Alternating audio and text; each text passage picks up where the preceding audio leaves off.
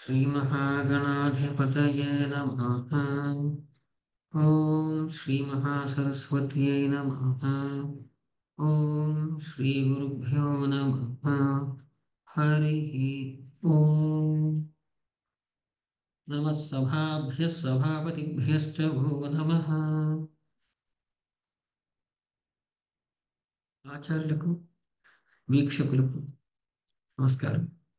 హార్దిక స్వాగతం.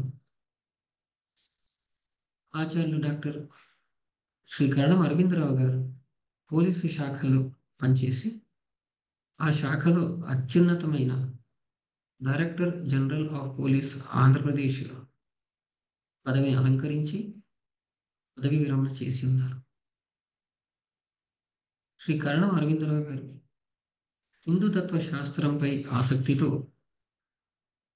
ఆ శాస్త్ర మూల గ్రంథాలను ఒక్క సంస్కృత భాష ద్వారా మాత్రమే సవివరంగా అధ్యయనం చేయగలమని భావించి మహామహోపాధ్యాయ పద్మశ్రీ డాక్టర్ శ్రీ పుల్లెల శ్రీరామచంద్రుడు గారిని ఆశ్రయించి వారి వద్ద సంస్కృత భాషను మరియు మహామహోపాధ్యాయ శ్రీ తత్వవిధానంద సరస్వతి గారిని ఆశ్రయించి వారి వద్ద వేదాంత శాస్త్రాన్ని అభ్యసించారు. ఆచార్యులు డాక్టర్ శ్రీ కరణం అరవిందరావు గారు పలుమార్లు హిందూ తత్వశాస్త్రంపై ప్రవచనాలు ప్రసంగాలు ఇచ్చి వాటిని పుస్తక రూపంగా మార్చారు.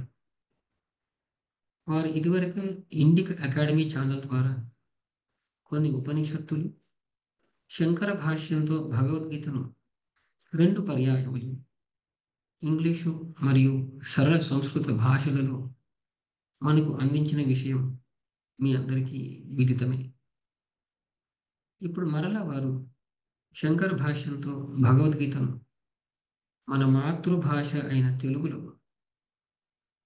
మనకు అందించాలని ఆలోచించడం ఎంతైనా అభినందనీయం, మన సుకృతం.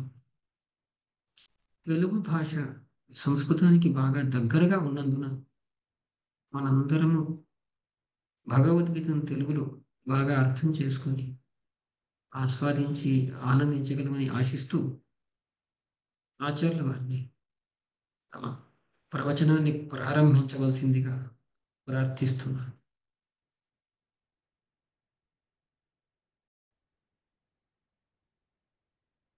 ఓం శుక్లాంబరధరం విష్ణుం శశివర్ణం చతుర్భుజం ప్రసన్నవదనం ధ్యాయేత్ సర్వవిఘ్నోపశాంతయే. నారాయణం నమస్కృత్య నరం చైవ నరోత్తమం దేవీం సరస్వతీం వ్యాసం తతో జయముదీరయేత్. గురుర్బ్రహ్మా గురుర్విష్ణుః గురుర్దేవో మహేశ్వరः గురుః సాక్షాత్ పరం బ్రహ్మ తస్మై శ్రీ గురవే నమః. ఓం భగవద్గీత తెలుసుకోవాలనుకునే జిజ్ఞాసులందరికీ కూడా నా అభినందనలు. పరిచయ వాక్యాలు పలికిన శ్రీ శ్రీనివాస్ కు నా కృతజ్ఞతలు. భగవద్గీతను తెలుసుకోవాలనే కోరిక కలగడమే మన సుకృతం. ఎందుకంటే ఆధ్యాత్మిక పురోగతిలో పురోగతి అంటే ప్రోగ్రెస్, ఆధ్యాత్మిక పురోగతి లేక ఆధ్యాత్మిక మార్గంలో మొట్టమొదటి స్టెప్ ఏమిటంటే దాన్ని ఒక శుభేచ్ఛ అన్నారు. శుభేచ్ఛ అంటే ఒక మంచి determination. Yes, I will read, I will listen to Gita, or I will read Gita అనేటువంటిది ఒక శుభేచ్ఛ. ఏదో ఒక మంచి పని చేయాలనుకునేటువంటిది శుభేచ్ఛ అంటారు. సో ఆ విధంగా సప్తవిధ యోగ భూమికలు అని చెప్పని యోగ శాస్త్రంలో చెప్తుంటారు. సో ఆ విధంగా భగవద్గీతను తెలుసుకోవాలని ఆ జిజ్ఞాస రావడమే మన అదృష్టంగా భావించుకోవాలి. అది అని నేను అనుకుంటున్నా. ఎందుకంటే నేను భగవద్గీత చదివిన తర్వాత, భగవద్గీతను గురువుల దగ్గర నుంచి విన్న తర్వాత నాకు కలిగినటువంటి అభిప్రాయం, భగవద్గీత చదవడము తెలుసుకోవడం అనేటువంటిది మన సుకృతం అని నేను భావిస్తున్నాను. మధ్యలో ఫోన్లు రావడం మన దుష్కృతం అనుకోండి.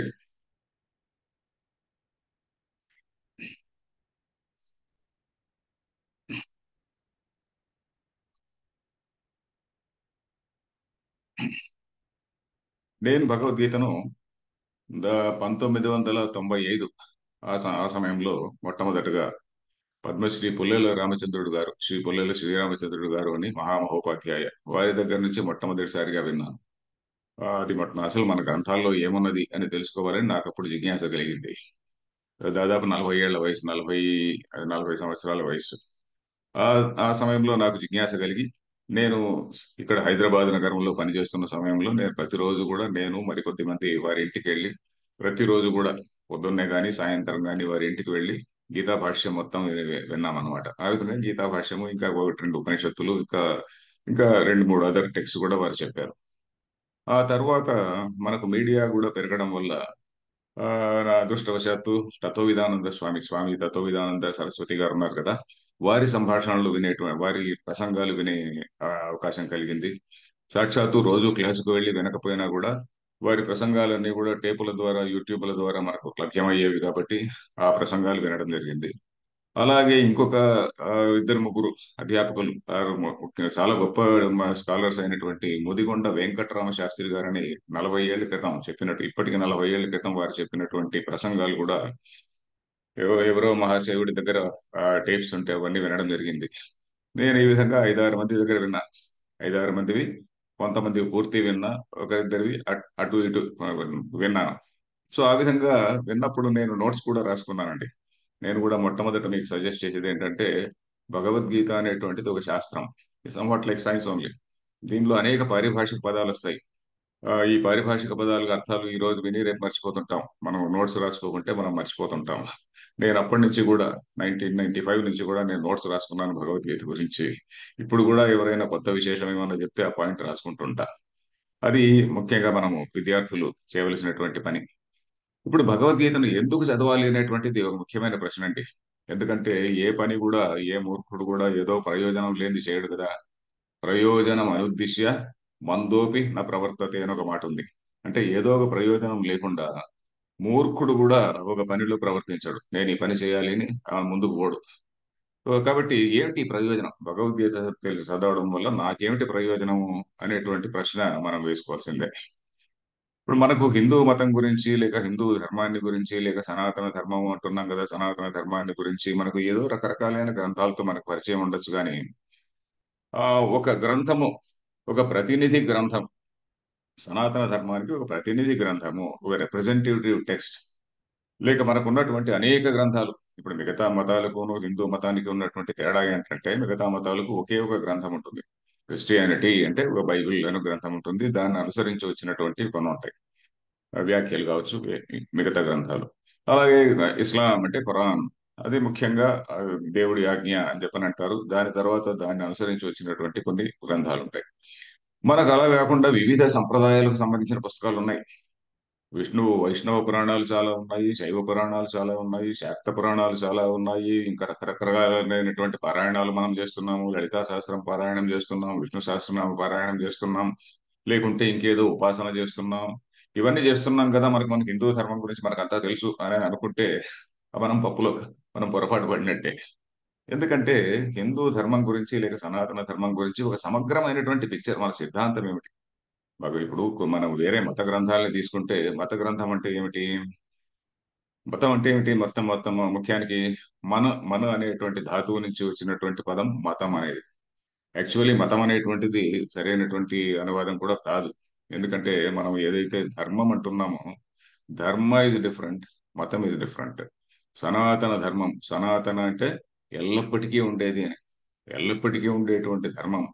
మన ఋషులు దాన్ని ఎల్లప్పటికీ ఉండేటువంటి ధర్మం అంటే ఎలా ఉండాలి అని ఆలోచించి ఒక ధర్మం యొక్క స్వరూపాన్ని వాళ్ళు భావించుకొని, అందరికీ ఆమోదయోగ్యంగా ఉంటేనే కదా ధర్మం అవుతుంది. ధారణాత్ ధర్మ ఉచ్యతే అన్నారు. సమాజం విడిపోకుండా ధరించి ఉండేటువంటి దాన్ని ధర్మం అన్నారు.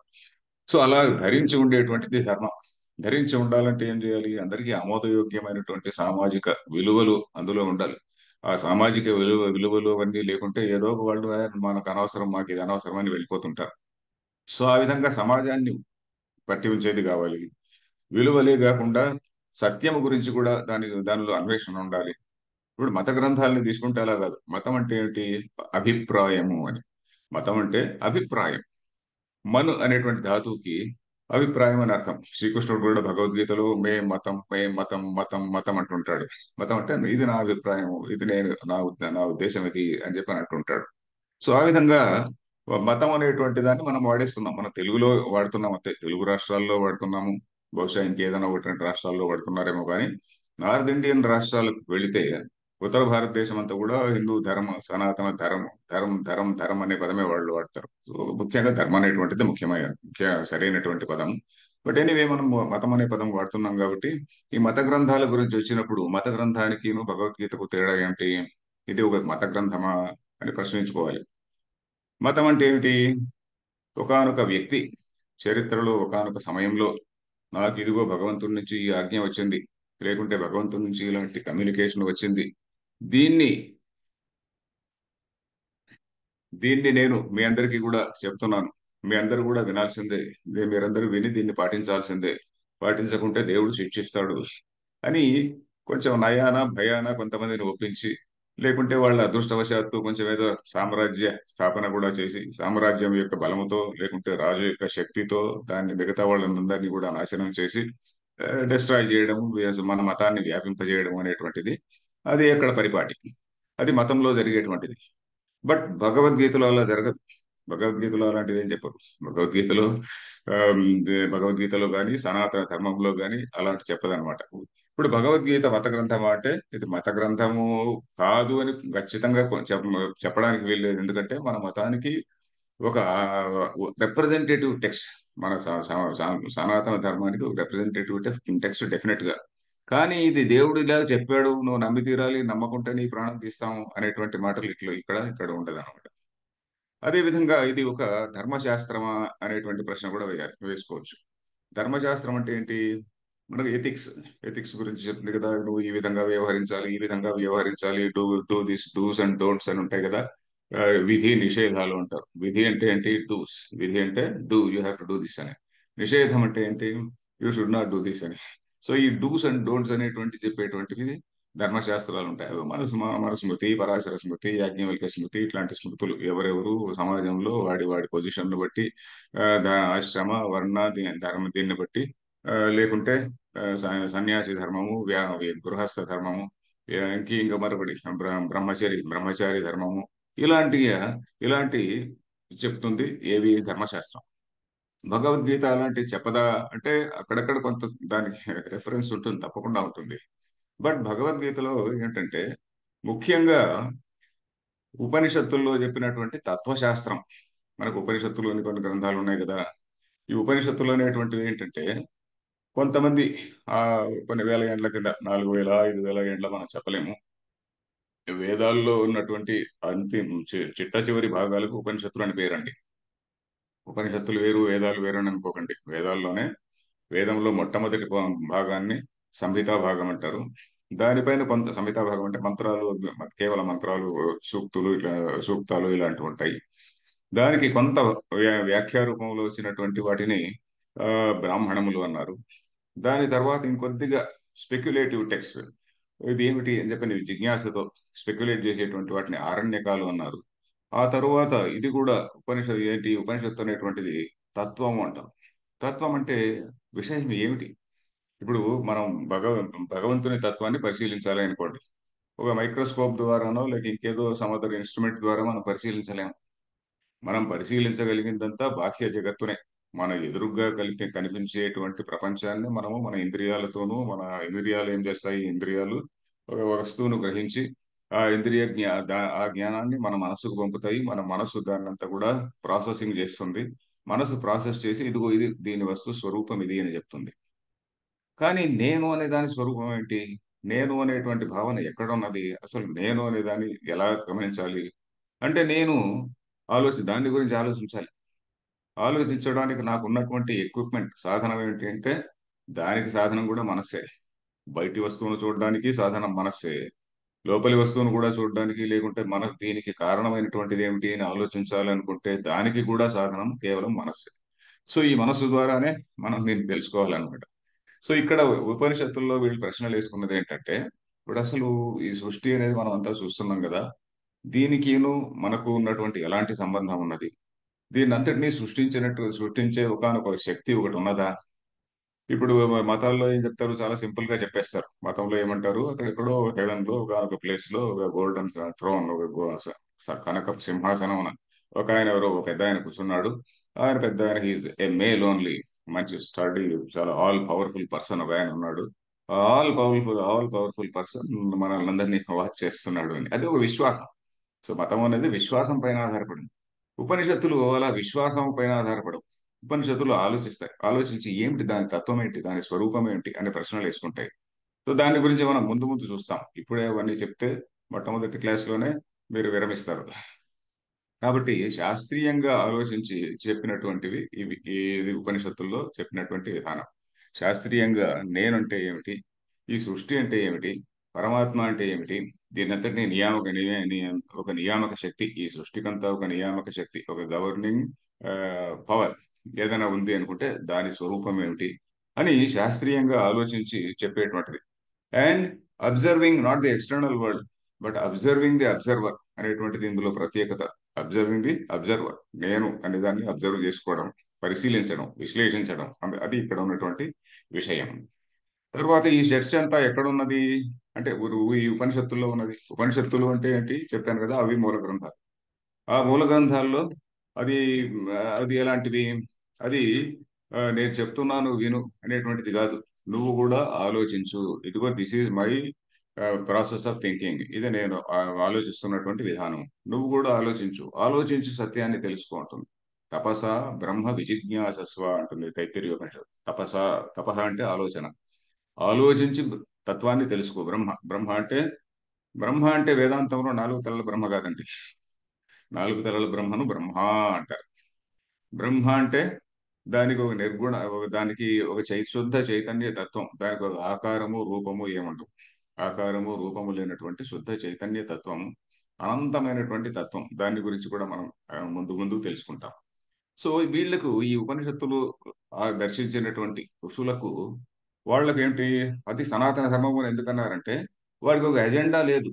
నేను ఒక రాజ్యాన్ని స్థాపించాలి, ఒక మతాన్ని స్థాపించాలి, వీళ్ళందరినీ నేను కంట్రోల్ చేయాలి అనేటువంటి ఒక ఎజెండా లేదు. కేవలం సత్య దర్శనం. వాళ్ళు ఎలాంటి ఇది కూడా లేకుండా, ఎజెండా లేకుండా సత్యాన్ని గురించి అన్వేషించినటువంటిది కాబట్టి it is something which is universally applicable. విశ్వానికి అంతటికీ అప్లై అయ్యేటువంటిది, అన్ని కాలాలకు, అన్ని దేశాలకు, అందరికీ అప్లై అయ్యేటువంటిది. కాబట్టి దాన్ని సనాతన అన్నారన్నమాట. సో ఇది, దీని యొక్క సారభూతంగా భగవద్గీత ఉన్నది. భగవద్గీత అనేది ఎందుకు మనం రిప్రజెంటేటివ్ టెక్స్ట్ అంటున్నామంటే, ఈ ఉపనిషత్తులోనే వాటికి అన్నిటికి కూడా ఒక సారభూతమైనటువంటి టెక్స్ట్. దానికి కూడా ఒక శ్లోకం ఉన్నది. ఈ ఉపనిషత్తులన్నీ కూడా మనం ఒక ఆవులతో పోలిస్తే, సర్వోపనిషదో గావో, సర్వోపనిషద గావ. గావ అంటే ఏంటి? ఆవులు. దోగ్ధ గోపాలనందన, ఆ ఆవులను పితికేటువంటి దోగ్ధ అంటే పాలు పితుకువాడెవరు అంటే నందనుడైనటువంటి శ్రీకృష్ణుడు. తర్వాత మరి దూడ ఎవరు అంటే ఇమిడియట్ దూడ వచ్చి పార్థుడు. అక్కడ యుద్ధభూమిలో ఇమిడియట్ దూడ పార్థుడు అన్నమాట. పార్థుడు అంటే అర్జునుడు. పార్థో వత్స సుధీర్ భోక్త. మనం దూడకే అన్ని పాలు వదలం కదా. మనం మనం నిజంగా దూడకు కొంచెం అలా చేపు వదిలి, కొంచెం దూడ కొంచెం తాగిన వెంటనే మనం దాన్ని పక్కకు లాగేసి మనం పాలు పితుక్కుంటాం. సో ఆ విధంగా భోక్త, మనం అందరం కూడా భోక్తలు. సుధీర్ భోక్త, సుధీహి అంటే మంచి మంచి బుద్ధి గలవారు. మనల్ని అందరినీ క్వాలిఫై చేశారు ఆల్రెడీ. ఏమిటంటే మనకందరికీ మంచి బుద్ధి ఉన్నది, మంచి నిర్ణయం ఉన్నది అనేటువంటి మనం అందరం కూడా భోక్తలు. మరి ఆ పాలు ఏమిటి? ఆ పాలు పితికినటువంటి పాలు ఏమిటి అంటే దుగ్ధం గీతామృతం మహత్ అన్నారు. గీత అనేటువంటి అమృతము గొప్పదైనటువంటి, ఆ గీత అనేటువంటి అమృతము, అది మహత్ అంటే గొప్పదైనటువంటి, మహత్ అమృతం. గీత అనేటువంటి గొప్ప అమృతాన్ని, అది మనం దాన్ని మనం సేవిస్తున్నాము. ఆ గీతామృతాన్ని సేవించడానికి మనం ఇప్పుడు సిద్ధంగా ఉన్నాము. ఇది ఒక బిలీఫ్ సిస్టమ్ కాదు. దీనిలో చాలా సిస్టమైనటువంటి లాజికల్ థింకింగ్ అనేటువంటిది ఉంటుంది. కాబట్టి ఇది ఒక శాస్త్రం అని చెప్పని అన్నారు. శాస్త్రం అంటే ఏమిటి? ఒక rational enquiry into the nature of reality, అది శాస్త్రం అంటే. సో అది. తర్వాత మరి ఈ మనకు మనకు మిగిలిన తెలిసిన గ్రంథాలన్నీ మనకు చాలా ఉన్నాయి కదా. రామాయణం ఉన్నది, ఇంకేదో పురాణాలు ఉన్నాయి, భారతం ఉన్నది, దాని తర్వాత ఇంకేదో నేను ఇందాక అన్న లలితా శాస్త్రము, విష్ణు సహస్రనామము, అవి ఇవి రకరకాలైనటువంటివి ఉన్నాయి కదా. మరి వాటి సంగతి ఏమిటి? ఇవన్నీ కూడా ఎగ్జామిన్ చేసి వీటిని అన్నిటినీ సమన్వయం చేసి రాముడు అంటే ఏమిటి, కృష్ణుడు అంటే ఏమిటి, లేకుంటే ఇంకేదో పురాణం అంటే ఏమిటి, ఆ పురాణంలో చెప్పినటువంటి ఆ రూపం ఏమిటి, ఈ రూపం అంటే ఏమిటి, ఆ రూపం వేరే ఈ రూపం వేరేనా, లేక అన్ని రూపాలు కూడా ఒకే తత్వంలోనివా? ఇలాంటి ప్రశ్నలు మనం వేసి సమన్వయం చేసేటువంటిది ఈ భగవద్గీత అన్నమాట. వీటినన్నింటినీ కూడా మనం రికన్సైల్ చేయాలి కదండి. మిగతా మతాల్లో అంటే కేవలం ఒకే ఒక పుస్తకం ఉన్నది, ఒకే ఒక అందుకనే వాళ్ళు పీపుల్ ఆఫ్ ది బుక్ అంటారు. We are people of the book అని ప్రౌడ్ గా చెప్పుకుంటారు. ఎందుకు చెప్పుకుంటారంటే వాళ్ళు వాళ్ళ ప్ర- అంత అది వరకు ఉన్నటువంటి ఆ బుక్ రావడానికి ముందు ఉన్నటువంటి అన్ని మతాలని నాశనం చేశారు. ఎందుకు వాళ్ళకి ఒకే ఒక బుక్ ఎందుకున్నది అంటే ఏదో ప్రజ్ఞావంతులు అని కాదు. వాళ్ళు అది వరకు ఉన్నటువంటి అన్ని సంస్కృతులను కూడా నాశనం చేసి ఒకే ఒక పుస్తకాన్ని పెట్టుకున్నారు. మన దేశంలో అలా చేయలేదు. మన దేశంలో ఒక చోట విష్ణు ప్రా ఇది ప్రాధాన్యం ఉన్నది, మరొక చోట శివుడి ప్రాధాన్యం ఉన్నది, లేక ఒకే చోటనే నలుగురైదుగురు దేవుళ్ళను ఆరాధిస్తున్నాము. ఒక చోట సూర్యుడి ప్రామినెన్స్ ఉన్నది, ఇంకో చోట గణేశుడు లేక మురుగా ఇట్లాంటివన్నీ ఉన్నాయి, ఇంకో చోట అమ్మవారు ఉన్నది. సో వీటన్నిటిని కూడా ఈ సంప్రదాయాలన్నింటినీ మనం చంపలేదు. ఈ సంప్రదాయాలన్నింటినీ చంపి లేదు నేను ఒకటే ఇదే పుస్తకం అని చెప్పి అనలేదు. నేను చెప్పిన వాడే దేవుడు అని అనలేదు. తత్వం అనేటువంటిది ఒకటే ఉంటుంది. ఆకారము లేనటువంటిది ఒక నిరాకార నిర్గుణమైనటువంటి తత్వము. ఆ తత్వంలో మనం భావించుకునేటువంటి అనేక రూపములే ఇవన్నీ అని చెప్పని మనం వాటిని అన్నింటినీ కూడా సమన్వయం చేసేటువంటిది ఈ ఉపనిషత్తులు. ఆ ఉపనిషత్తుల సారం ఈ భగవద్గీత. కాబట్టి మనం ఈ భగవద్గీతను చదవడం అనేటువంటిది చాలా చాలా ముఖ్యమైనటువంటి విషయం. ఆ తర్వాత ఈ భగవద్గీతను చదివితే నాకేమొచ్చిందా? ఓకే, నువ్వు ఉపనిషత్తులు ఉన్నాయి, ఉపనిషత్తులు సారం ఉన్నది, మరి ఇప్పుడు నాకేమొచ్చింది? నాకు అదే ఆ బ్రహ్మ పరమాత్మ అవన్నీ కూడా ఓకే, అవన్నీ కూడా మంచిదే. కానీ నాకేమొచ్చింది అనేటువంటి ప్రశ్న వస్తుంది ఇమీడియట్ గా. ప్రశ్న ఏమిటి దానికి ఇమీడియట్ ఏమిటి? మనం ఈనాడు అనేకమైనటువంటి ప్రశ్నలు ఎదుర్కొంటున్నాం. ఇప్పుడు హిందువు అనేటువంటి వాడు చదువుకున్నటువంటి హిందువు, చదువుకున్నటువంటి హిందువు వాడు హ్యాపీగానే ఉన్నాడు. ఎక్కువ పెద్దగా చదువుకున్నటువంటి వాడు వాడు హ్యాపీగానే ఉన్నాడు. కొంత అంతో ఎంతో చదువుకున్నటువంటి వాడు లేకుంటే వాడి వాడు లేకుంటే చదువుకున్నటువంటి వాడి దగ్గరికి కూడా వేరే వాడు పోతాడులేండి. చదువుకున్నటువంటి వాడు కూడా హ్యాపీగా లేడు. ఎందుకంటే ఓ పల్లెలో వాడు ఉంటాడు, వాడు ఏం చదువుకోలేదు. వాడి దగ్గరికి ఇంకోటి పోతాడు, వాడు పోయి చెప్తాడు అనమాట, చూసావా మా మతంలో ఒకే దేవుడు ఉన్నాడయా, దేవుడు అనేటువంటి వాడు ఒకడే ఉంటాడు కదా, 20 మంది దేవుళ్ళు ఉంటారా, విష్ణువు గొప్పవాడా, శివుడు గొప్పవాడా, గణేశుడు గొప్పవాడా, మీ మతంలో ఏంటి, మీ మతంలో ఒక ఏనుగు తల ఉన్న ఆయన దేవుడు, ఇంకొక ఆయన ఒక మంకీ గాడ్ అనేటువంటి వాళ్ళు ఉన్నారు, మరి ఏది నిజమైన దేవుడు అని అంటే వీడు కూడా కొంచెం ఆలోచనలో పడతాడు. అవును కదా, ఏంటబ్బా దేవుడు అనేటువంటి వాడు ఒకడే ఉండాలి కదా అనేటువంటి ఆలోచనలో వీడు పడతాడు. చదువుకున్నటువంటి వాడు కూడా ఇంకొంచెం హయ్యర్ లెవెల్లో ఇట్లాంటి విమర్శలనే వింటాడు. ఓ మీ మతంలో ఎక్కడా లేనటువంటి, ప్రపంచంలో ఎక్కడా లేనటువంటి క్యాస్ట్ అనేది ఉన్నదండి అంటారు. నిజంగా మత గ్రంథాల్లో ఎక్కడైనా క్యాస్ట్ అనేది చెప్పారా అంటే వాస్తవానికి ఎక్కడా చెప్పలేదండి. ఇది ఘంటాపథంగా మనం తెలుసుకోవాల్సినటువంటి విషయము, చెప్పాల్సినటువంటి విషయం.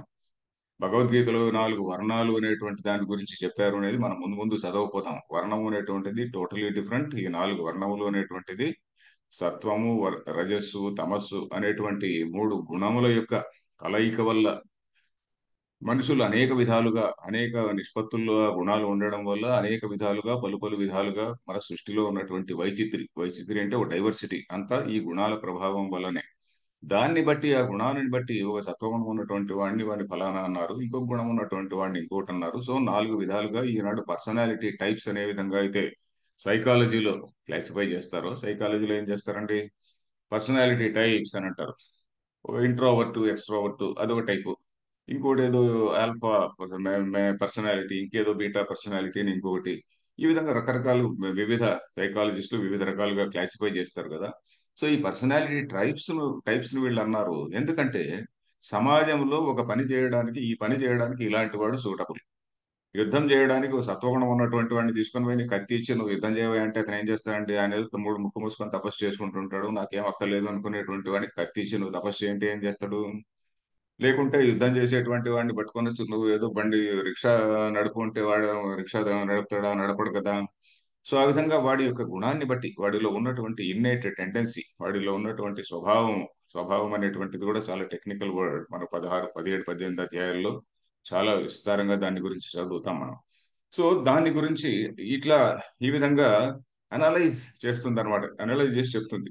మన పుస్తకంలో 4 వర్ణాలే మనకు చెప్పారు కానీ 4,000 కులాలు ఎక్కడా చెప్పలేదండి. ఇది మనం ఖచ్చితంగా మనం చెప్పాల్సింది ఈ పుస్తకంలోనే కాదు, ఎక్కడ కూడా మనుస్మృతిలో కాదు, ఏ స్మృతిలో కాదు, ఏ దేవుడు సృష్టించలే, ఏ ఋషి సృష్టించలే. ఇవన్నీ మనకు తెలియాలంటే భగవద్గీత మనం చదవాలి. భగవద్గీతలో కూడా దాని రెఫరెన్స్ వస్తుంది. వివరాలన్నీ ఉండవు కానీ రెఫరెన్స్ వస్తుంది. ఆ రెఫరెన్స్ నుంచి మనం మళ్ళీ వివరాల్లోకి వెళ్ళాలి. సో ఇప్పుడు దేవతలు, మనకి ఇంతమంది దేవతలు ఉన్నారా, లేరు అనేటువంటిది ఎంతమందికి తెలుసు? పెద్ద పెద్ద వాళ్ళు కూడా అప్పుడప్పుడు సమ్ సెలబ్రిటీ స్వామీజీలు కూడా అప్పుడప్పుడు చెప్తుంటారు ఏమిటంటే, oh we have got 33 crore gods అంటుంటారు. అసలు కోటి అనే పదానికి అర్థం ఏమిటి? ఇలాంటివన్నీ కూడా మనకు భగవద్గీత కొంత చదివితే మనకు తెలుస్తుంది. మీకు మీ మీ మతంలో మీరు విగ్రహాలను ఆరాధిస్తారండి. విగ్రహాలను ఆరాధించడం అని అంటే మనం ఆ విగ్రహాన్ని ఏదో బొమ్మను పట్టుకొని పూజిస్తున్నామని మన పైన ఒక మూర్ఖత్వాన్ని మనకు ఆరోపిస్తున్నారు. అరే మీరందరూ మూర్ఖులయ్యా, మీరు ఏదో బొమ్మను పూజిస్తున్నారు. మనం బొమ్మను పూజించడం లేదండి. భగవంతుని యొక్క స్వరూపాన్ని భావించుకోవడానికి, లేక దాని గురించి ధ్యానించడానికి ఒక విగ్రహాన్ని లేక ఒక మూర్తిని ఒక ఆలంబనంగా పెట్టుకున్నాం. ఆలంబన అంటే ఒక సపోర్ట్. ఆలంబనం అంటే జస్ట్ ఒక సపోర్ట్ అని. ఆ, దాని ఆధారంగా మనం భగవంతుని తత్వాన్ని మనం భావించుకుంటాం. సో ఆ విధంగా మనకు ఈ సోషలాజికల్ ఇష్యూస్ పైన, అంటే సమాజంలో మనం రోజు ఎదుర్కొంటున్నటువంటి సమస్యలు, చదువుకున్నటువంటి వాడు ఎదుర్కొంటున్నాడు, చదువుకోనటువంటి వాడు ఎదుర్కొంటున్నాడు. వీళ్ళందరూ ఒక కన్ఫ్యూషన్ లో పడుతున్నారు. అరే మన మతం అంతా చాలా కన్ఫ్యూజింగ్ ఉందండి అని.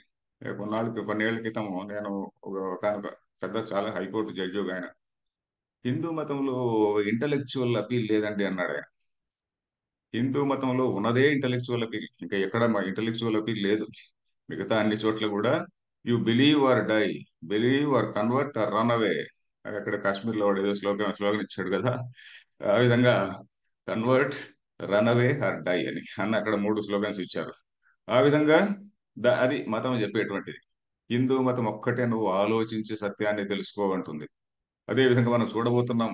మనం ఈనాడు ప్రపంచంలో మనం ఏదో పెద్ద మేధావులందరూ కూడా ఓ లిబరలిజము, యూనివర్సలిజము, దాని తర్వాత ఇదేంటి యాక్సెప్టబిలిటీ, ఇవన్నీ యాక్సెప్టెన్స్, ఇవన్నీ కూడా ఉన్నాయి కదా.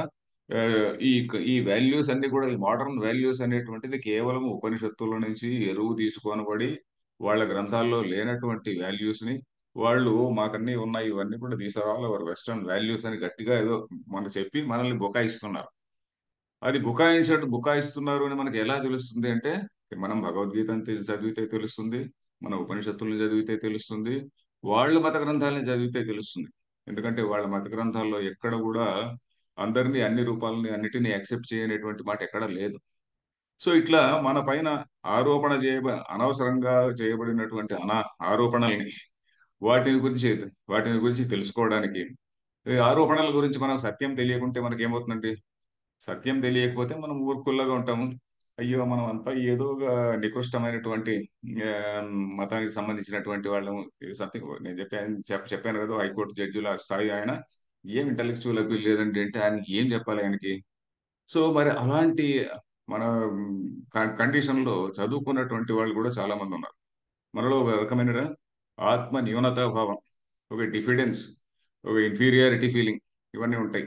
ఓ మన మతంలో వేపనోళ్ళు ఇన్ని కులాలను పెట్టారు, లేకుంటే శ్రీకృష్ణుడు ఇన్ని కులాలను పెట్టారు, లేకుంటే మనువు అనేటువంటి వాడు ఇన్ని కులాలను పెట్టాడు అని మనల్ని మనము ఆత్మనిందలో పడే స్థితిలో ఉంటాం. ఈ ఆత్మనిందలో నుంచి మనం ముందుకు రాకుంటే లాభం లేదండి. ఆత్మనిందలో అంటే మనం ఏదో గడిచిపోతూ ఉంటుంది. లేకుంటే మన పిల్లలు కూడా, వాళ్ళు కూడా ఆత్మన్యూనతా భావంలో ఉంటారు. లేకుంటే ఇంకా ఇతర మతాల్లోకి వెళ్ళిపోతారు. సో ఈ విధంగా మనం ఉంటుంది. సత్యం ఎప్పుడైతే తెలుస్తుందో అప్పుడే మనకు ఆత్మవిశ్వాసం వస్తుంది. దీనిలో ఏమిటి అనేది మనకు విషయం తెలుసుకుంటే, మన వాళ్ళు ఉపనిషత్తులు చెప్పినటువంటి ఋషులు వాళ్ళు చాలా చాలా శాస్త్రీయంగా ఆలోచించి చెప్పినటువంటి విషయాలు. ఇన్ఫాక్ట్ వివేకానందుడు ఏమన్నాడంటే, వివేకానందుడు మనకు తెలుసు కదండి, అమెరికా వెళ్ళి ఆయన ఏం చెప్పాడు? అమెరికాలో చికాగోలో కావచ్చు, మరొక చోట కావచ్చు, ఉపనిషత్తుల్లో ఉన్న విషయాలే ఆయన చెప్పాడు. ఉపనిషత్తులు, గీతలో ఉన్న విషయం తప్ప ఆయన ఇంకొక గీత ఎక్స్ట్రా చెప్పలే. దయచేసి మనం వివేకానందుని పుస్తకాలు, మనం కర్మయోగ, జ్ఞానయోగ, ఇట్లాంటి చిన్న చిన్న పుస్తకాలు వచ్చినాయి వాళ్ళ మన మన కన్వీనియన్స్ కోసం. రామకృష్ణ మిషన్ వాళ్ళు పుస్తకాలు చిన్న చిన్న పుస్తకాలు వేశారు.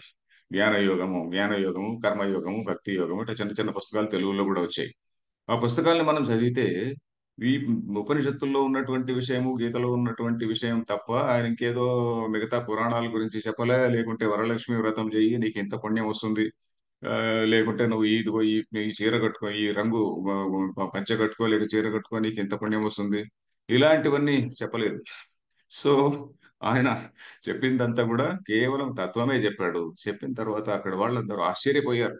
వాళ్ళందరూ పార్లమెంట్ ఆఫ్ రిలీజియన్స్ అనే దానిలో మీదుగా పాములాడించుకునేటువంటి వాళ్ళు, హిందువులంటే పాములాడించేటువంటి వాళ్ళు అని చెప్పిన వాళ్ళ ఒపీనియన్. సో అలాంటి దీన్ని మనం ఒక దెబ్బలో కొట్టేస్తాం అనుకునేటువంటి వాళ్ళు ఈయన చెప్పినటువంటి ప్రసంగాలు విన్న తర్వాత, అరే ఇంత గొప్ప సంస్కృతిని మనం ఏంటి సంస్కరించడము అని చెప్పని వాళ్ళే లెంపలేసుకున్నారు కొంతమంది. కొంతమంది నిజంగా ఆనెస్టీ ఉన్నటువంటి వాళ్ళు, ఇంటలెక్చువల్ ఆనెస్టీ ఉన్న వాళ్ళు లెంపలేసుకున్నారు. ఇంటలెక్చువల్ ఆనెస్టీ లేని వాళ్ళు వివేకానందని పట్టించుకోలేదు, అతన్ని ఇగ్నోర్ చేశారు. సో అది వేరే మాట. సో ఆ వివేకానందుడు ఏమన్నా అంటే, ఏనాటికో ఒకనాటికి ప్రజలందరికీ ఈ విజ్ఞానం ప్రజలందరికీ తెలివి వస్తుంది. Vedanta is the religion for the future అన్నాడు. Vedanta is the religion for the future అని వివేకానందుడు ఎప్పుడో 150 ఏళ్ల క్రితం చెప్పాడు. సో అది అది నిజము కావాలంటే మనం ఏం చేయాలి? దానిలో ఏముందో మనం తెలుసుకొని 10 మంది తెలుసుకొని 10 మందికి చెప్తుంటే కదా అది నిజమయ్యేది. మనమే తెలుసుకోకుంటే మనం వేరే వాడికి ఏం చెప్తాము? వేరే వాడికి ఏం తెలుస్తుంది? చాలా మంది చదువుకున్నటువంటి వాళ్ళు కూడా చాలా ఇగ్నోరెన్స్ లో ఉంటారు. భగవద్గీత పాఠం చెప్తున్నాడు అంటే, ఓ ఈయన భగవద్గీత పాఠం చెప్తున్నాడు, ఇన్నాళ్ళు డీజీపీగా ఉండే ఇప్పుడు ఏదో భగవద్గీత పాఠం చెప్తున్నాడు అని మొన్న ఎవరో ఒక ఆయన ఏదో ఒక డిన్నర్ లో నన్ను చూసి నవ్వాడు. సో ఇలా నవ్వే వాళ్ళు కూడా ఉంటారు. భగవద్గీత ఈయన పాఠం చెప్తున్నాడు అంటే, ఈ ఏదో పనికి రాకుండా అయిపోయినాడు ఈయన ఏదో అనేటువంటి ధోరణిలో ఉంటారు. పోతే వాడికి ఏమన్నా విషయం తెలుసా? ఆత్మన్యూనతా భావం లేదా? ఉంది. చాలా మ్యాసివ్ ఆత్మన్యూనతా భావం ఉంది. వీళ్ళందరూ కూడా మనకి ఏదో కులం పెట్టారు, వీళ్ళందరూ కూడా ఇదిగో ఇన్ని దేవుళ్ళని పెట్టారు అనేటువంటి భావన ఉన్నది వాళ్ళకి. అజ్ఞానంలో ఉంటూ వాడేమనుకుంటున్నాడంటే ఇదంతా కూడా పనికిరాంది అనుకుంటున్నాడు. సో మనకు దీనిలో నిజంగా ఆత్మన్యూనతా భావం నుంచి బయటకు రావాలన్నా, మనం ఒక ఆత్మ విశ్వాసాన్ని మనం పొందాలన్నా కూడా, లేక మనకు ఎంత లిబరల్ థాట్ ఉంది మన దగ్గర. నన్ను తప్ప ఇంకెవరినన్నా పూజిస్తే నువ్వు నిన్ను చంపేస్తాం, నరకానికి పోతావు అని చెప్పి మిగతా మతాలు అన్నప్పుడు, మన దగ్గర అలా అనడు. మన దగ్గర యో యో యాం యాం తను భక్త శ్రద్ధయార్చితం ఇచ్చది. ఎవడెవడు ఏ ఏ రూపములో భగవంతుడు అనే దాన్ని భావించుకొని ప్రార్థిస్తే ఆయా రూపంలోనే నేను వాళ్ళని అనుగ్రహిస్తాను అంటాడు. ఇంకా ఒక స్టెప్ ముందుకెళ్తాడు. ఇంకా ఒక స్టెప్ ముందుకెళ్ళి ఏమంటాడు? ఏ అన్యదేవతా భక్త యజంతే శ్రద్ధయాన్విత. ఎవడైనా అన్య దేవతలను పూజించేటువంటి వాడైనా వాడు శ్రద్ధగా పూజిస్తుంటే గాని వాడు కూడా నన్నే పూజిస్తున్నాడయ్యా అంటాడు. నువ్వు ఎవరినో పూజిస్తున్నావు అనుకుంటున్నావు, అదేం లేదు, నన్నే పూజిస్తున్నావు. తేపి మామేవ కౌంతే యజంతి అవిధి పూర్వకం. పోతే ఇక్కడ ప్రిస్క్రైబ్ చేసినటువంటి ప్రొసీజర్, ఇక్కడ ఇక్కడ ఏదో విధి ఉన్నది నన్ను పూజించే విధానం. ఈ విధానం కాకుండా ఇంకొక విధానంలో పూజిస్తున్నాడు కానీ వాడు కూడా నన్నే పూజిస్తున్నాడు అంటాడు. ఆయన జలస్ గాడ్ అని ఎప్పుడు అనడు. నువ్వు ఏ రూపంలో అయినా పూజిస్తే ఒకే తత్వం ఉన్నది, ఆ ఒకే తత్వమే అనేక రూపాల్లో అనుగ్రహిస్తుంది. ఇంత విశాలమైనటువంటి భావాలు మనకు ఉన్నాయి అనేది మనం తెలియకపోతే ఏమవుతుంది? మనం మనది ఏమి పనికిరానటువంటి ఆ, ఒక దీనిలో పుట్టాము, ఒక సంస్కృతిలో పుట్టాము అనేటువంటి ఒక భావన మనకు కలుగుతుందండి. అందువల్ల మనము మనకున్నటువంటి ఆత్మన్యూనతా భావం అనే భావాన్ని పోగొట్టుకొని మన పిల్లల్లో ఆత్మన్యూనతా భావం, ముఖ్యంగా నా టార్గెట్ గ్రూప్ ఎవరంటే ముసలి వాళ్ళు కాదండి. ముసలి వాళ్ళు వాళ్ళ కథ అయిపోయింది. వాళ్ళు ఏంటంటే రిటైర్డ్ పీపుల్, ఇట్లా వాళ్ళు ఇంక కొత్తగా వాళ్ళ నుంచి ప్రయోజనం ఏంటంటే వాళ్ళు ఇంకో 10 మందికి చెప్తారు. ముసలి వాళ్ళు వినకూడదని కాదు, రిటైర్ అయిన వాళ్ళు కూడా వాళ్ళు సరిగ్గా చదువుకొని నోట్స్ రాసుకొని ఇప్పటికైనా కనీసం 10 మందికి చెప్పాలండి. ఎందుకంటే ఈ ఆత్మన్యూనతా భావములో ఉన్నంత కాలము హిందూ దేశము బాగుపడదు, మన దేశము బాగుపడదు, మన దేశ ఇది కూడా ఉండదు, ఈ దేశం యొక్క ఐక్యత అనేటువంటిది కూడా ఉండదు. ఎందుకంటే ప్రతి ఒడు ఎవడు కావును వాడు వాడు వెళ్ళిపోయినప్పుడు ఆ విధంగా అయిపోతుంది దేశం కూడా. కానీ మన ఫిలాసఫీ అనేటువంటిది ఎలాంటిదంటే అన్ని సంప్రదాయాల్ని కూడా యునైట్ చేసింది, అన్ని సంప్రదాయాలను కూడా సమన్వయం చేసింది. ఉదాహరణ శంకరాచార్యుల్ని తీసుకుంటే ఆయన దేశమంతా తిరిగి అక్కడ ఉన్నటువంటి వివిధ సంప్రదాయాల్ని చూసి కొన్ని అనాగరిక సంప్రదాయాలు కొన్ని ఉంటాయి, అనాగరిక మార్గాలు కొన్ని ఉంటాయి. అక్కడ ఏదో పశు బలి ఇవ్వడము, ఇంకోటి ఏంటో సమదర్శేత ఉచ్ఛిష్ట గణపతి దేవుడిపై ఎంగిలి మోయడము, మూత్రం పోయడము, ఇట్లాంటివి ఇట్లా అనాగరికమైనటువంటి అవైదికమైనటువంటి వాటిని నిరసించి వైదిక మతాలు ఏవైతే ఉన్నాయో ఆ వైదిక మార్గం ఏదైతే ఉన్నదో వైదిక మార్గంలో వివిధ దేవతారాధనలు చేశాడు. ఆయనే గణేశుడి పైన పుంకీర్తన రాశాడు, ఆయనే నరసింహస్వామి పైన రాశాడు, ఆయనే మరొక దేవుడి పైన రాశాడు, ఆయనే శివుడి పైన రాశాడు, ఆయనే విష్ణు పైన రాశాడు, ఆయనే అమ్మవారి పైన రాశాడు. సో వీటిని అన్నిటిని కూడా సమన్వయం చేయడం వల్ల ఆయన షణ్మత స్థాపనాచార్య అన్నారు. అంటే 6 మతాలను ఎస్టాబ్లిష్ చేశాడు అని. ఏ వ్యక్తి కూడా ఆ 6 మతాలను ఎస్టాబ్లిష్ చేయలేడు కదండి. మరి శంకరాచార్యులు చేసింది ఏంటంటే వాటిని అన్నిటిని కూడా సమన్వయం చేసి, ఇవన్నీ కూడా ఒకే పరమాత్మ స్వరూపాలు. నువ్వు విష్ణువుని పూజించినా శివుణ్ణి పూజించినట్టే, శివుణ్ణి పూజించినా విష్ణువుని పూజించినట్టే, గణేశుణ్ణి పూజించినా మిగతా వాళ్ళని పూజించినట్టే. సో నువ్వు దేన్ని పూజించినా కూడా అది పరమాత్మ అనేటువంటి భావనతో నువ్వు పూజించు అనేటువంటి ఆ పరమాత్మ స్వరూపం ఇది అని భావించుకొని, ఏ పరమాత్మ ఇదే ట్రూత్ అని కాదు, పరమాత్మ స్వరూపాన్ని ఇందులో భావించుకొని నువ్వు పూజించు అని ఆయన వీటిని అన్నింటినీ కూడా సమన్వయం చేశాడు అనమాట. సో ఇవన్నీ కూడా మనము తెలుసుకోవాలి. తర్వాత ఇప్పుడు మనం తెలుసుకోబోతున్నది ఏమిటి? ఇప్పుడు ఇంకొక 10 నిమిషాలు ఉందనుకుంటా. ఇప్పుడు భగవద్గీత అలాంగ్ విత్ శంకరాచార్య భాష్య అంటున్నాం.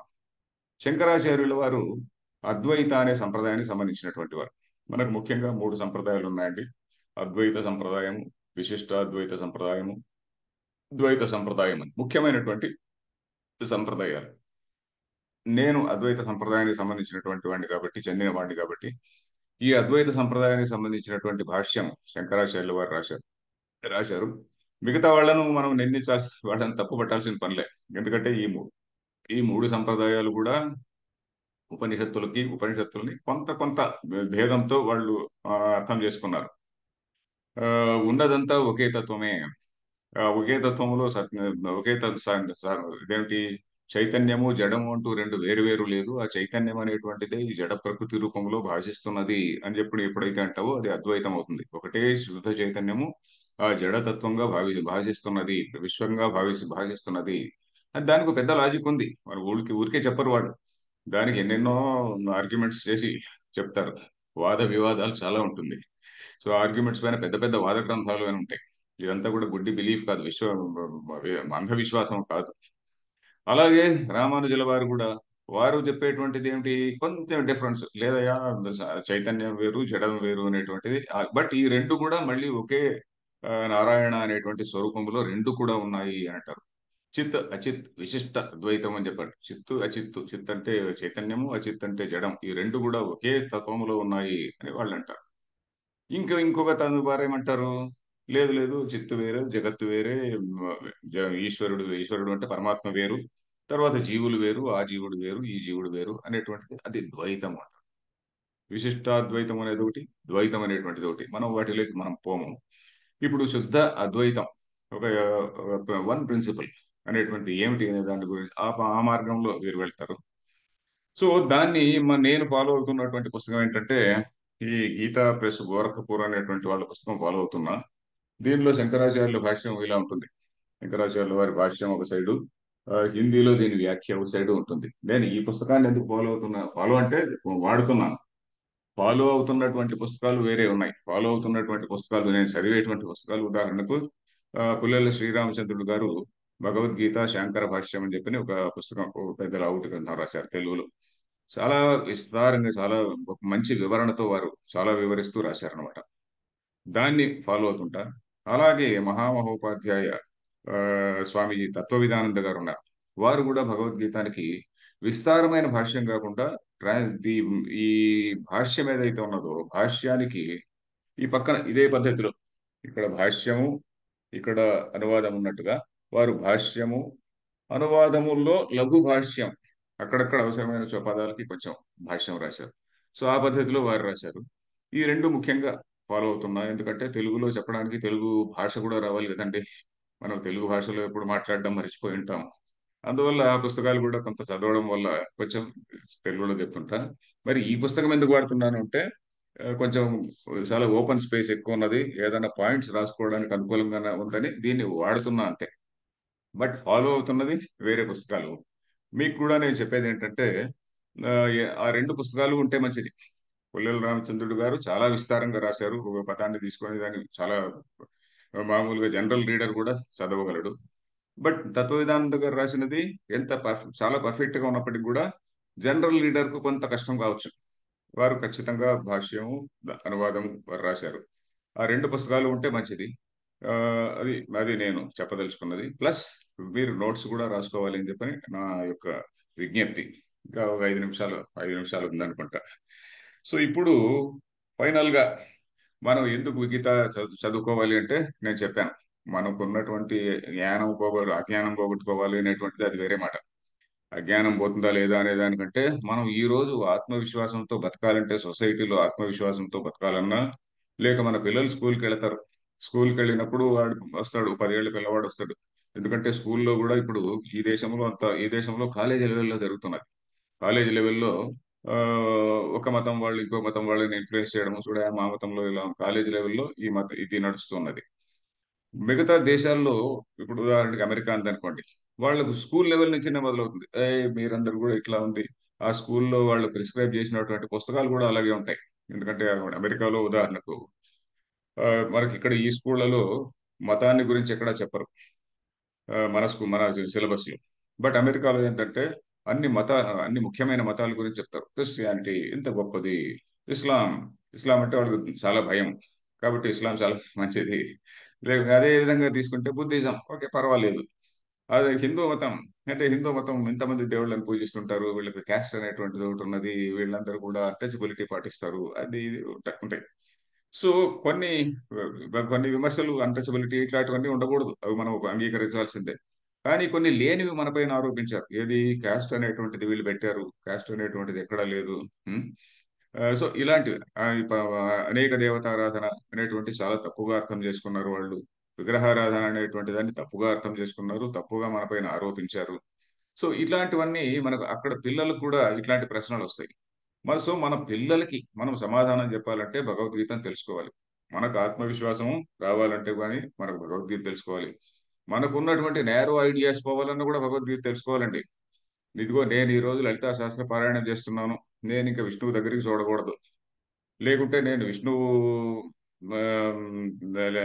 విష్ణు సహస్రనామం చదువుతున్నా, నేను మరొకటి చదవకూడదు, శివుడి దగ్గరికే పోకూడదు, శివుని టెంపుల్కి పోకూడదు, ఏదో నాశనం అయిపోతాను అనేటువంటి మనకున్నటువంటి నేరో భావాలన్నీ పోతాయి. అసలు తత్వం ఏమిటి అనే దాని గురించి మనకు ఉపనిషత్తుల్లో ఉన్నటువంటి విషయాన్ని మనం తెలుసుకుంటే మనకున్నటువంటి నేరో ఐడియాస్ పోతాయి. ఇంకా చాలా మూఢనమ్మకాలు కూడా పోతాయండి. అనేకమైనటువంటి మూఢనమ్మకాలు దీనివల్ల వీటిని చదివితే పోతాయి. ఆ సెక్టేరియన్ భావం అంటాం చూడండి, ఈ సెక్ట్ నాది, ఈ సెక్ట్ అనేటువంటి ఆ సెక్టేరియన్ భావాలన్నీ పోయి ఒక యూనివర్సల్ అద్వైతంలో చెప్పేది ఏంటంటే, విశ్వమంతా ఆ పరమాత్మ యొక్క స్వరూపమే అయినప్పుడు దీనిలో ఆ, ప్రతి ఒక్కరిలో, ప్రతి జీవిలో, ప్రతి ప్రాణిలో కూడా మనం భగవంతుని తత్వాన్ని దర్శించాలి అనేటువంటిది మనకు ఉపనిషత్తులు చెప్పేటువంటి విషయం. అలాంటిది మన మనసుకు పట్టిన తర్వాత సమాజంలో సమాజంలో శాంతి ఏర్పడడానికి ఇది ఒకటే మార్గం. మనకు 18వ అధ్యాయంలోకి వెళితే అక్కడ భిన్నత్వంలో ఏకత్వం అనే మాట మాట్లాడుతుంటాం కదా. అది ఎక్కడి నుంచి వచ్చింది అంటే ఇక్కడి నుంచి వచ్చిందంటే అంతే, భగవద్గీత నుంచి వచ్చినటువంటిదే. ఆ, అందరిలోనూ సమంగా ఉన్నటువంటి బ్రహ్మను చూడాలి అనేటువంటిది అక్కడ వస్తుంది. అక్కడ భేద బుద్ధి గురించి కూడా మళ్ళీ రాశారు, అది రాజస బుద్ధి. అన్నిటిలో కూడా ఏకత్వాన్ని చూడడం అనేటువంటిది సాత్విక బుద్ధి. సో ఇలాంటివన్నీ కూడా మనకు సోషల్ వాల్యూస్ తెలుస్తుంది, ఫిలాసఫీ తెలుస్తుంది. ఇవన్నీ కూడా ఇందులో భగవద్గీతలో ఉన్నాయి కాబట్టి మనం భగవద్గీత చదివితే ఆ, ముఖ్యంగా మన పిల్లలకి మనం సరైనటువంటి మార్గదర్శనం చేసినటువంటి వాళ్ళం అవుతాము. అందుకనే నా టార్గెట్ గ్రూప్ వచ్చి యంగ్ పేరెంట్స్, 30s 40s లో ఉన్నటువంటి వాళ్ళు ముఖ్యంగా చదువుకొని వాళ్ళ పిల్లలకు సరైనటువంటి మార్గంలో పెట్టడానికి ఇది అవసరం, చాలా చాలా అవసరం. పిల్లలుగా టార్గెట్ గ్రూప్ అంతా 40 years వాళ్ళు అంటే పెద్దవాళ్ళు చదవద్దా అని కాదు, పెద్దవాళ్ళు కూడా తెలుసుకొని ఇంకా ఇంకా బాగా అర్థమవుతుంది వాళ్ళకి, పెద్దవాళ్ళకి ఇంకా బాగా అర్థమవుతుంది, ఎందుకంటే వాళ్ళకి ఎంతో ఎక్స్పీరియన్స్ ఉంటుంది కాబట్టి. సో అందరూ కూడా మనం అందరూ మనం దీన్ని తెలుసుకోవడం అనేటువంటిది ఒక మహాభాగ్యంగా భావించుకొని మనము దీన్ని చదువుదాం. ఇది ఏ విధంగా చదువుదాం అంటే, నేను రేపటి నుంచి నెక్స్ట్ క్లాస్ నుంచినే శంకరాచార్యుల భాష్యంతోనే మొదలు పెడతా. మా భాష్యంతో మొదలుపెట్టి నేను భాష్యాన్ని చదువుతుంటాను. మా మిత్రుడు ఇందాక మన శ్రీనివాస్ గారు నన్ను పరిచయం చేశారు కదా, నేను భాష్య పంక్తి పలుకుతుంటా. ఇది ట్రెడిషనల్ వే. ట్రెడిషనల్ వేలో ఏమిటంటే, ఇంకా ట్రెడిషనల్ వే మనం పాటించడం లేదు. ఇంకా ట్రెడిషనల్ వే అంటే మొట్టమొదట దశ శాంతులు అని చెప్పుకుంటారు. క్లాస్ ప్రారంభానికి ముందు దశ శాంతులు, అవన్నీ కూడా శాంతి మంత్రాలు అవన్నీ కూడా చదివి చెప్పుకుంటారు. ఆ శాంతి మంత్రాలు చేసిన తర్వాత దక్షిణామూర్తి స్తోత్రం అని చెప్పుకుంటారు. ఇవన్నీ ఒక పెద్ద ప్రొసీజర్ ఉంటుంది. ఏది మనకు ముఖ్యంగా సంప్రదాయ ఆ, అధ్యాపకుల దగ్గరికి వెళితే అవన్నీ చేయడం లేదు. మనం చాలా సింప్లిఫై చేసుకొని అక్కడ ఇంకోటి ఏంటంటే అధ్యాపకుడు చెప్తాడు ఏది స భగవాన్ సృష్వేదం జగత స్థితిం పాలయితం చికీర్షు ఏదో చెప్తారు అనమాట. అది అధ్యాపకుడు చదివినప్పుడు ఆ, ఈయన ఎవరైతే స్టూడెంట్ ఉంటాడో అతను దాన్ని రిపీట్ చేస్తుంటాడు. ఆ విధంగా నేను ఒక వాక్యాన్ని చదువుతున్నప్పుడు మన శ్రీనివాస్ రిపీట్ కూడా చేస్తుంటాడు. మీరు కూడా నేను చెప్పినటువంటి పుస్తకాలని ఆ పుస్తకాలని మీ దగ్గర పెట్టుకుంటే ఆ పుస్తకాల్లో నోట్స్ రాసుకోండి హ్యాపీగా, లేకుంటే సెపరేట్గా నోట్స్ రాసుకోండి. రాసుకుంటుంటే మనకు అది క్లారిటీ ఉంటుంది. ఈరోజు ఉపోద్ఘాతాన్ని ఇంతటితో ముగిస్తున్నా. వచ్చే క్లాసులో భగవద్గీతను మనం ప్రారంభిద్దాం. ఇక్కడికి ఈరోజు ముగిద్దాం. ఇది కేవలం ఉపోద్ఘాతము, ఇది భగవద్గీతకు ఒక ఇంట్రొడక్షన్ మాత్రమే. వచ్చే నెక్స్ట్ క్లాస్లో దట్ ఈస్ ఆన్ మండే రోజు ఆ, మొట్టమొదటి శంకరాచార్యుల భాష్యంలో నారాయణ పరోవ్యక్త దండం అవ్యక్త సంభవం అండస్యాంతస్త్వమే లోకా సప్తద్వీపాచమే దిని అని ఒక శ్లోకంతో ప్రారంభమవుతుంది. ఆ శ్లోకాన్ని మొదలుపెట్టి అక్కడి నుంచి భగవద్గీత అంటే ఏమిటి అనే దాని గురించి ఇంకా ఈరోజు చెప్పలే. Bhagavad Gita is not an independent text, అది ఒక స్వతంత్ర గ్రంథం కాదు. భారతంలో శ్రీమద్ భారతంలోదే ఒక చిన్న పీస్. సో ఇట్లాంటి విషయాలు కూడా కొంచెం చెప్పుకొని భాష్యాన్ని నెక్స్ట్ క్లాస్లో మొదలు పెడదాం. అంతవరకు సెలవు. ధన్యవాదాలు ఆచార్య.